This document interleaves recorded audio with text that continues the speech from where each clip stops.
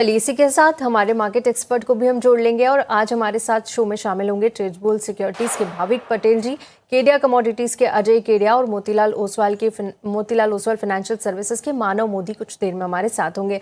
सबसे पहले आप दोनों मेहमानों का ईटी नाउ स्वदेश पर बहुत बहुत स्वागत है। मैं तृप्ति बात कर रही हूँ और हम कच्चे तेल के साथ ही शुरुआत करेंगे। और अगर कच्चे तेल की बात करें तो कल के सेशन में 5 से 6% तक की गिरावट यहां पर देखने को मिली थी। यूएस और ईरान की डील को लेकर जो अंतिम दौर की बातचीत थी वहां से कुछ पॉजिटिव संकेत आए थे और उसी की वजह से हमने देखा था कच्चे तेल में एक शार्प डाउन ट्रेंड नजर आया था।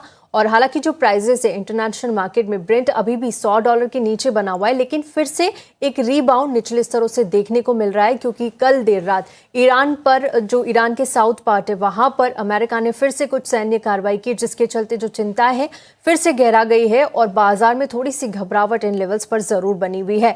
क्रूड के प्राइसेस पर अगर नजर डालें तो एमसीएक्स पर देखिए फिर से तेजी है, 2% से ज्यादा की तेजी के साथ 8,818 के लेवल पर कच्चे तेल में कारोबार हो रहा है।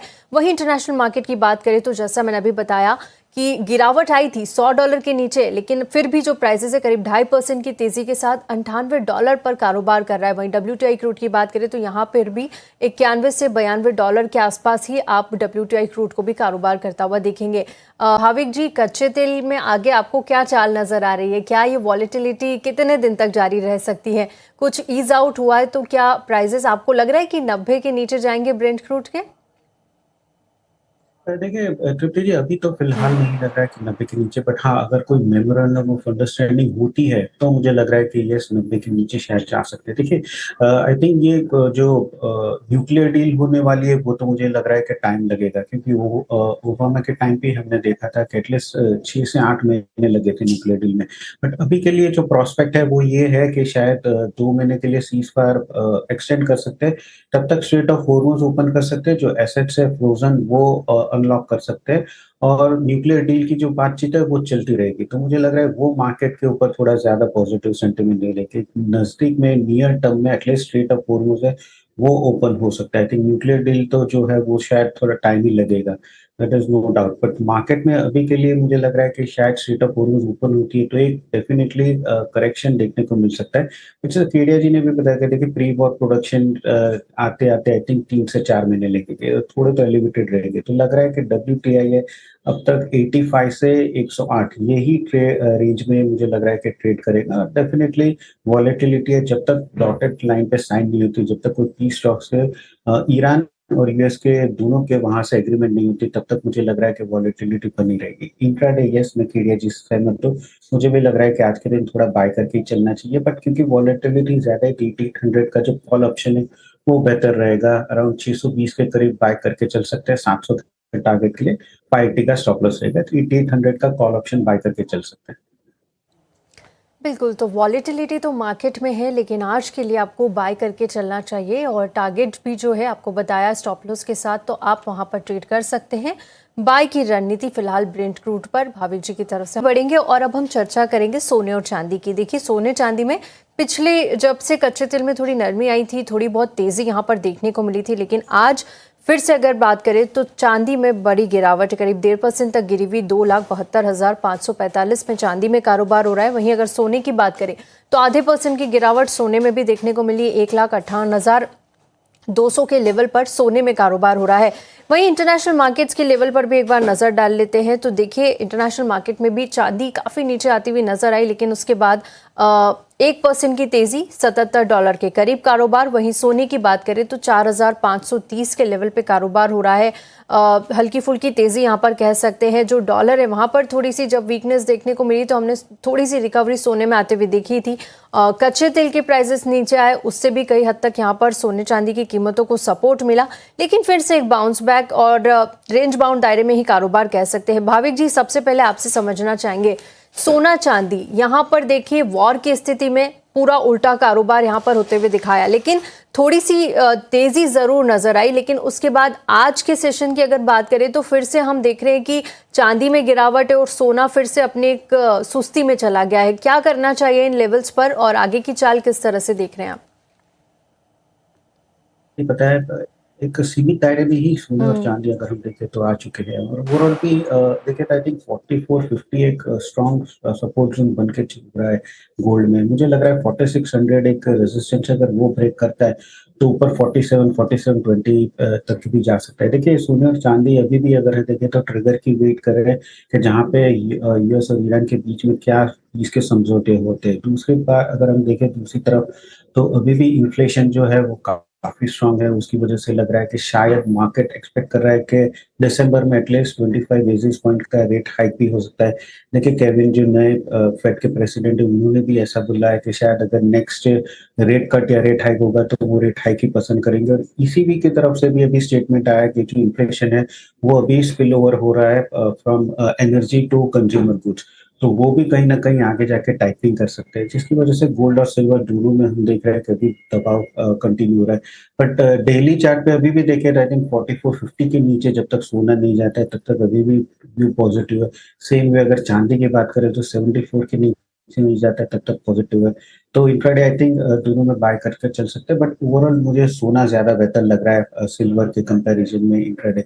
आई थिंक सिल्वर में सॉरी गोल्ड मेरी टॉप पिक रहेगी, जहां पे गोल्ड मेरी जून कॉन्ट्रैक्ट है वो 156,500 के करीब बाय करके चल सकते हैं 158 के टारगेट के लिए। 155,500 का स्टॉप लॉस रहेगा। ठीक है, तो यहाँ पर गोल्ड मिनी जून का कॉन्ट्रैक्ट, यहाँ पर चांदी और सोने की बात करें तो सोना यहाँ पर पसंद में रहेगा। 1,56,500 के लेवल पे आप खरीदारी करके चल सकते हैं। टारगेट 1,58,000 का रहेगा। स्टॉप लॉस आपको जो मेंटेन करना है 1,55,500 का यहाँ पर लगा के चलना है। मानव जी, सोने चांदी में क्या ज़्यादा कन्विंसिंग लग रहा है आपको? जी मेरे ख्याल से सोना अगर हम देखें रेशियो के हिसाब से अगर बात करें सोने चांदी में रेशियो भी बहुत छोटे दायरे में आ चुका है, जहां पे पहले रेंज ऑलमोस्ट ऊपर में 68 नीचे में 58-55 की थी। अब वो बहुत छोटा दायरा 58 और 62 की ही रेशियो की रेंज है, वहां पे भी बहुत ज्यादा मोमेंटम नहीं दिख पा रही है।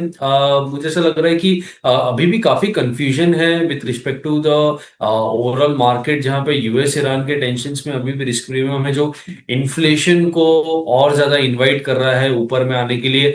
दूसरी तरफ इंटरेस्ट रेट के ऊपर अभी भी कोई क्लैरिटी नहीं है, क्योंकि रेट हाइक के एक्सपेक्टेशंस अभी बढ़ते हुए दिख रहे हैं, लेकिन उसका मार्केट पे कोई असर नहीं आता हुआ दिख रहा है। जहां पे कोई डिस्काउंटिंग नहीं है कि रेट हाइक होगी तो बहुत ज्यादा गिरावट आ जाएगी ऐसा कुछ, but then still we are kind of seeing a stable momentum in gold. तो मेरे हिसाब से जब तक 1,55,000 के ऊपर गोल्ड है तब तक बाय ऑन डिप्स की सलाह ही मैं रखना चाहूंगा।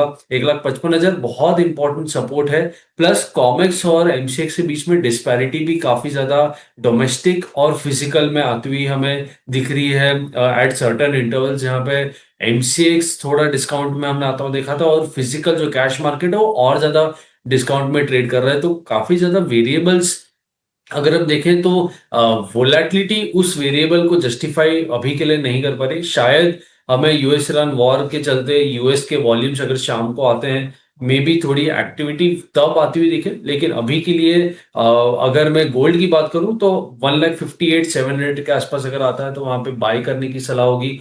1,59,700 का स्टॉप लॉस होगा, और माफ कीजिएगा का टारगेट होगा, और 1,57,500 का स्टॉप लॉस रहेगा। सिल्वर मुझे सेलिंग में ज्यादा कंफर्टेबल लग रहा है। सिल्वर अगर देखेंगे तो सिल्वर में 2,77,500 पे सेल करने की सलाह होगी। 2,79,500 का स्टॉप लॉस रहेगा और 2,74,000 का टारगेट रहेगा। आज सुबह की जो सेलिंग आई है, जो पेस है, शायद एक रिकवरी हमें दिखे, लेकिन वो रिकवरी के बाद वो सेलिंग शायद कंटिन्यू होती हुई दिख सकती है। तो बाय गोल्ड सेल सिल्वर का एक ट्रेड लेने की सलाह होगी। ठीक है, तो बाय गोल्ड और सेल सिल्वर, ये सलाह और लेवल्स भी आपको मानव जी ने बताए हैं। लेवल्स के साथ यहाँ पर आप अपनी स्ट्रैटेजी बना सकते हैं। चलिए खबर का रुख कर लेते हैं। सूत्रों के हवाले से एक जानकारी हमारे पास आई है कि सरकार फर्टिलाइजर सब्सिडी की समीक्षा कर सकती है और फर्टिलाइजर मंत्रालय जून आखिर तक सब्सिडी की समीक्षा करेगा। स्टेक होल्डर्स के साथ सब्सिडी डिसबर्समेंट की जो है उसका एनालिसिस किया जाएगा और मौजूदा डेटा के आधार पर डिमांड और वितरण की भी यहाँ पर समीक्षा होगी। फर्टिलाइजर मंत्रालय कंपनियों से इंपोर्ट वॉल्यूम के आधार पर डेटा की जो मांग कर रहे हैं और रिव्यू के बाद अतिरिक्त सब्सिडी के लिए आखिरी प्रस्ताव यहाँ पर तैयार होगा। भाविक जी, ये खबर सूत्रों के हवाले से आई है और कुल फर्टिलाइजर सब्सिडी करीब 2.3 लाख करोड़ रुपीस के पार होने की भी उम्मीद है। क्या लगता है आपको इस खबर पर, क्या है आगे जाकर क्या फर्टिलाइजर सब्सिडी में इजाफा होता नजर आएगा और उससे आगे कितना फायदा देखने को मिल रहा है? देखिए, अभी तो ग्लोबली अगर लगे तो फर्टिलाइजर के प्राइसेस काफ़ी हाई है, क्योंकि ये जो मिडल ईस्ट में डिस्ट्रप्शन हो रहा है, उसकी वजह से भी मुझे लग रहा है कि आगे जाके भी गवर्नमेंट को जो फिस्कल डेफिसिट जो कॉस्टिंग है वो ज़्यादा बेयर करना पड़ेगा, और इसकी वजह से हम देख रहे हैं कि अगर वो प्राइसेस अगर सब्सिडी कम करती है और फर्टिलाइजर के प्राइसेस बढ़ते, तो वो इनडायरेक्टली जो एग्री प्रोडक्ट्स है उसके ऊपर इम्पैक्ट होंगे। और वैसे भी हम देख रहे हैं कि एनर्जी के प्राइसेस की वजह से महंगाई तो हो रही है, बट अगर फर्टिलाइजर के प्राइसेस की वजह से अगर इन्फ्लेशन ज़्यादा बढ़ेगा फूड प्रोडक्ट पे, तो वो भी आई थिंक इकोनॉमी के लिए बैड होगा। तो कहीं न कहीं मुझे लग रहा है कि जो गवर्नमेंट है वो आगे जाके भी जो सब्सिडी दे रही है फर्टिलाइजर को, वही की वही रहेगी, और जो एडिशनल कॉस्ट जो है वो गवर्नमेंट ही बेयर करेगी। बिल्कुल ठीक है, तो ये सलाह भाविक जी की तरफ से। इसी के साथ मुनाफे की मंडी को हम यहीं समाप्त करेंगे। आप तीनों मेहमानों का बहुत बहुत शुक्रिया हमारे साथ जुड़ने के लिए और तमाम कमोडिटीज काउंटर पर अपनी राय रखने के लिए शुक्रिया। यहाँ पर रुकेंगे एक छोटे से ब्रेक के लिए, लेकिन आप कहीं मत जाइए। ब्रेक के बाद भी ईटी नाउ स्वदेश पर खबरों का सिलसिला जारी रहेगा। नमस्कार।